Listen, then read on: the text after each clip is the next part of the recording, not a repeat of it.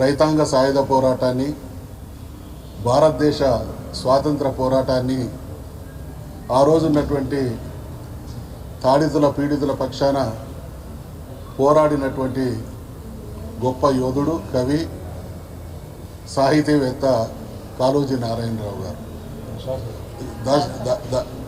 దాశరథి కృష్ణమాచారి గారు. దాశరథి కృష్ణమాచారి గారి అగ్నిధార, వారు రాసినటువంటి అగ్నిధారను కనుక ఒక్కసారి చదివితే ఆ రోజు ప్రజల పక్షాన మరి దేశ స్వాతంత్రం కోసం పోరాడినటువంటి వాళ్లకు స్ఫూర్తి నింపడంలో అగ్నిధార పాత్ర చాలా గొప్పది. మనమందరం అలవోకగా పాడుకునేటువంటి పాట ఆ చల్లని సముద్ర గర్భం దాచినబడ బాణలమెంతో ఆ నల్లని ఆకాశంలో కానరాని భాస్కరులెందరూ అని అంటూ అంటూ అంటూ అంటూ అన్నార్థులు అభాగ్యులుండని ఆ నవయుగం మదెంత దూరం కరువంటూ కాటకమంటూ కానరాని కాలాలెప్పుడో అన్నటువంటి మహాకవి ప్రజల పక్షాన ప్రజల బాధలను చిత్రీకరించడంలో, ప్రజల్ని చైతన్యపరచడంలో మహాకవి దాశరథి కృష్ణమాచారి గారు పోషించినటువంటి పాత్ర అద్భుతం. వ్యక్తిగతంగా నేను అదృష్టవంతుని. వారు ఒక రకంగా మా నాయనగారికి గురువు. ఆ రోజు ఉండేటువంటి రాజ్యం కళాకారులని, ప్రజల పక్షాన పోరాడేటువంటి వాళ్ళ మీద అనేక రకాలైనటువంటి దిగ్బంధం కొనసాగిస్తున్నటువంటి తరుణంలో మహబాద్ ప్రాంతంలోని చిన్నగూడూరుకు సంబంధించినటువంటి కాళోజీ నారాయణరావు గారు మా ఊరు పక్కనటువంటి కవికొండ అనేటువంటి గ్రామంలో ఆశ్రయం పొందడం జరిగింది.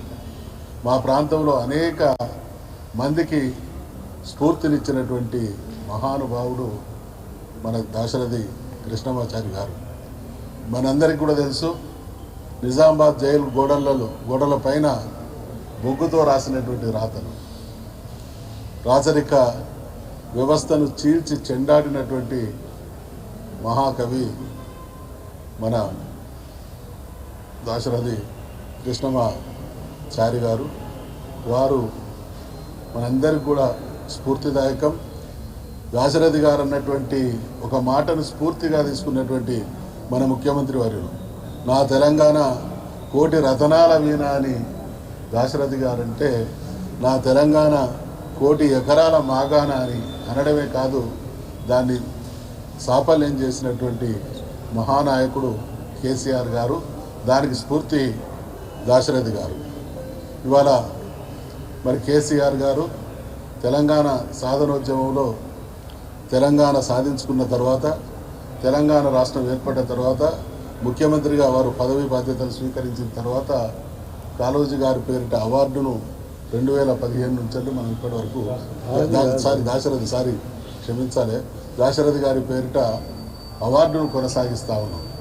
అంటే దాశరథి గారిని తెలంగాణ ప్రభుత్వం, కేసీఆర్ గారు ఎంత స్ఫూర్తిగా తీసుకున్నారో ఇందుకు నిదర్శనం. కాబట్టి ఆ మహానుభావుడి జయంతి సందర్భంగా వారికి మరొకసారి మనందరి తరఫున తెలంగాణ జాతి పక్షాన, తెలంగాణ ప్రజల గుండెల్లో శాశ్వతంగా ఉంటాడు అనేటువంటి విషయాన్ని మనం చేస్తాం.